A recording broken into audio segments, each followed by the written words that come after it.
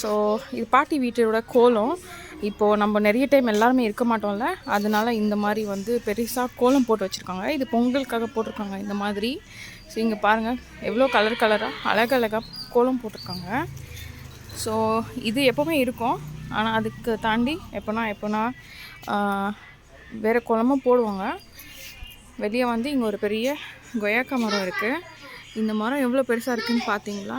இந்த மரத்தில் நான் சின்ன வயசுலலாம் ஏறியிருக்கேன், இப்போ ஏற முடியாது. ஸோ அதுக்கப்புறம் இங்கே பார்த்தீங்கன்னா இது வந்து திண்ணை.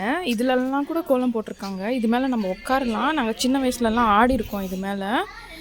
ஸோ இது வந்து பாட்டி வீடு. ஸோ இங்கே பாருங்கள் செடியெல்லாம் இருக்குது. ஸோ அதுக்கப்புறம் இங்கே பார்த்தீங்கன்னா இந்த மரத்துக்கு அப்புறம் இங்கே ஒரு பெரிய டேங்க் இருக்குது. நான் சின்ன வயசில் இது மேலே ஏறியிருக்கேன். இது வந்து கவர்மெண்ட் டேங்க். ஸோ அது பக்கத்தில் இங்கே பார்த்தீங்கன்னா இது வந்து ஒரு லைப்ரரி. ஓகே, இதில் வந்து ஒரு புக்ஸ் எல்லாம் இருக்கும். குட்டி பசங்கள்லாம் போய் படிக்கிறத நான் பார்த்துருக்கேன். அண்டு அதுக்கப்புறமா இங்கே பார்த்தீங்கன்னா ஒரு ஓல்டு ஹட் மாதிரி இருக்கும். ஆனால் அது ஹட்டில் ஆக்சுவலாக இது வந்து அந்த டைமில் இருந்த டிவி ரூம். இந்த டிவி ரூமில் தான் அப்போல்லாம் இந்த விண்டோ மாதிரி இருக்குல்ல, அந்த ஷட்டர் ஓப்பன் பண்ணாக்கா டிவி வரும்.